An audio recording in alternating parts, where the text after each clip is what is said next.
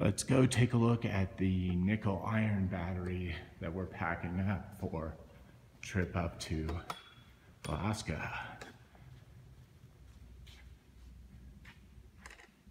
We built some custom crates for this project. You can see those crates. We made some really nice rope handles there, and there are 2 cells per crate.